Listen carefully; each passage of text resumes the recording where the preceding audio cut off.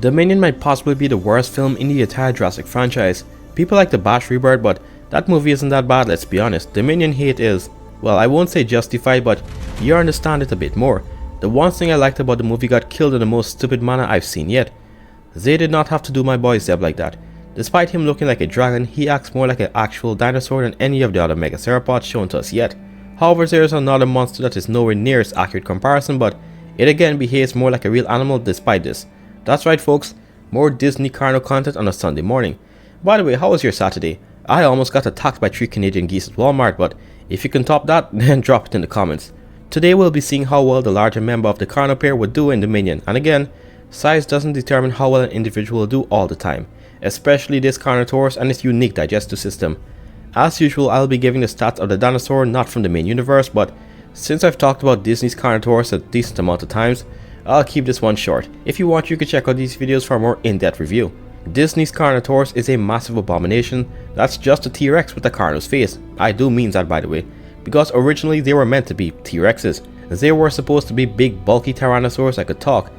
Now that I think about it, 2 Rexes that can talk like Smog would be the sickest thing ever. There you are, thief in the shadows. When it comes to size, I've talked about this one a lot. Some of the highest estimates with calculations place their overall mass at 20 tons or more. However, I think the one that survived the fall is a little over 13 tons. Not quite a giant some of the higher estimates claim, but massive nonetheless. But speaking of that rock fall, durability wise, Disney's Carnotaurus can survive tons of debris falling on it from a cave. Granted that one did die because it likely took more blunt force damage, but the one that did live have a very noticeable limp and somehow was able to heal itself within hours and just ignore it. In this movie, Disney took some inspiration from the early paintings of what an iguanodon would look like, because they put horns in the snout of prime iguanodon males like Kron and Bruton. Kron is a quadruped and in his prime. In the animated scene that got scrapped, I think he actually tore a velociraptor in half because it attacked his sister. I'll play the clip here if I could find it. Yet despite this, the bigger Carnotaurus with less stability shot up the cliff faster than he did. Kron doesn't even do any damage to the big thing. It just grabs him by his spine and throws him more than 40 feet into a boulder. Even a slap from his tail can send opponents flying. One very interesting thing I noticed even as a child when watching this movie was just how much these animals would eat over a short period of time. I could understand if it was a small meal, but these things will eat adult iguanodon and within hours go on to search for food again. I mean, one killed an iguanodon in seconds, and assuming that thing is somewhere between 5 and 7 tons, that should be enough to get any normal wild carnivore or satiated for at least a day or two. Yet, these things were out looking for more meat within hours. There are some hypercarnivores with very fast metabolisms, but this is usually more reserved for smaller carnivores that have to eat every few hours to feel satiated. When you weigh more than 2 times the weight of an African elephant, I'd expect a meal of that size to at least put you to sleep for a while. Yet these guys seem to need a very high calorie intake to maintain a healthy body weight. And speaking of this, they don't just go on a rampage killing everything in sight, even though they kinda could. I mean, in the intro of the movie, we see one chase down a female Pachyrhinosaurus. It didn't run ahead to kill the biggest and baddest herbivore, even though it could, since Baleen, who is an adult Brachiosaurus, is terrified of these guys. Not even wasting energy on the baby para. It went for a decently sized meal that was left behind during the stampede. Its tactic is to usually cause a stampede and pick off the weak like any normal predator. I mean, it tried this at the end, but of course, Aldar made the herd band together, so it refused to risk the injury by taking out tons and tons of bone and horn. Instead, it saw Kron alone climbing up a cliff and went straight for him. So that's the gist of it in a nutshell for the Carno. But given its attributes, does it have the ability to survive in Bison Valley? Well, we've seen that the Carno can do pretty well in heavily forested areas and the general climate won't be a problem, but prey might be a different story. I know there are herbivores in the valley, well, dinosaur wise, but it seems like they are so spread out or not that readily available to the point where even the megaceropods are coming in close quarters with each other over a deer carcass, and eventually something more near the end of the movie. I mean, yeah, there are many different hadrosaurs and even some sauropods available, and the Carnotaurus in Disney has the ability to travel hundreds of miles in search for prey, but with how sparse everything is, I'm not so sure. And this could be a problem if it won't be able to support the Carnotaurus, and deer definitely won't be able to support the Carnotaurus. Too fast and too little in terms of calories. By the way, this is all happening during the events of the movie, which evidently means that it will likely meet the other megaceropods, including the Cerasinosaurus, a blind, musty peacock ridden with dandruff, with anger issues too, but hey, I guess you can't really blame it, since he's blind in a sanctuary with other megaceropods. This Ceri is 7 tons or maybe a bit more and is a formidable fighter, but let's be real, without support it isn't doing jack to the Carnotaurus if a deathmatch happens. Ordinarily, I would say the Carnotaurus wouldn't risk it, but if food is really low and it's on the verge of starvation, it's gonna take down the Seri if it comes down to it. As for the more carnivorous big theropods, it's interesting. Rexy is a little over 9 tons in Dominion and isn't up and springing as she was in the past, but she still can fight. The thing is that Rexy is one of those, if it ain't my kind then it ain't right sort of dinosaurs. Unless of course it's another species who helps her not get slimed. But other than that, every large megatheropod will be perceived as a non-negotiable threat that needs to be killed. The only one she was civil to was Zeb at the start because realistically dying over their carcass wasn't worth it. If they met, I think Rexy would be very aggressive and the Carno would be on the defense. Frankly, if it came down to a deathmatch, I'd say the Carno wins. A 4-ton weight advantage and the ability to weaponize other parts of its body is a huge asset, along with it picking up a massive iguanodon that's not that far off from Rexy and just throwing it aside. I think Rexy might just mess wrong and find out. If she charges at the Carno, it will likely do something similar to Zeb and give her a warning bite to make her go away. And speaking of Zeb, what would he think about being dethroned as the largest theropod in the sanctuary?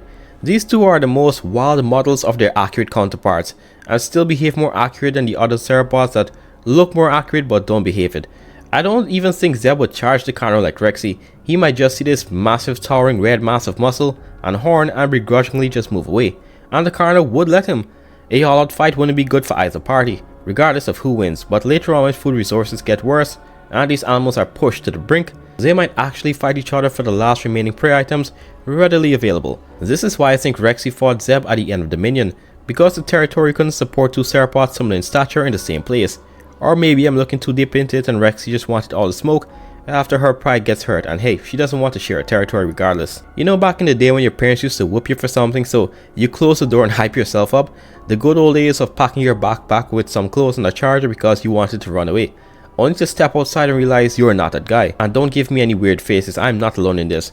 I know a lot of you here, especially if you're an adult, thought of running away after getting beat for doing something stupid. Anyway, if the Carno is driven in such a state of starvation that its only remaining option is to kill the other predators to reduce competition, or worse, for food, it can go bad for both sides. If both parties are healthy, then I'd say the Carno wins.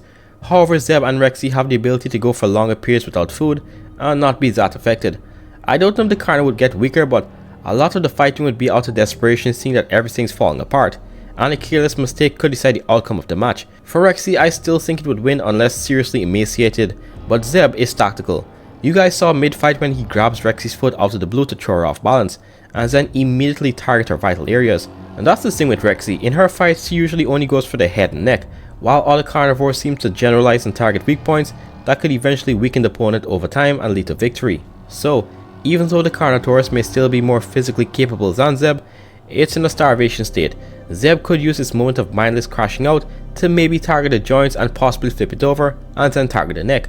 Or the Carno's initial attack may be too much for even Zeb and he just gets mauled and eaten. Either way, like I said, both parties are gonna need a long time to recover after this. But in the off chance that the Carnotaurus does survive, I think it may be one of those things that is actually taken out of Bison Valley to be studied. I mean, a massive red Carnotaurus that's bigger than any theropod they've made just roaming about, InGen would be intrigued, or at least some other shady company would. And I don't care what redemption arc you think Wu went through, you best believe he's gonna want to test that thing, and lo and behold, we could see hybrids coming from this guy. Imagine Carnoraptor but muscular and more menacing. This isn't like Nublar or Sarna where it's a massive island filled with a lot of dinosaurs.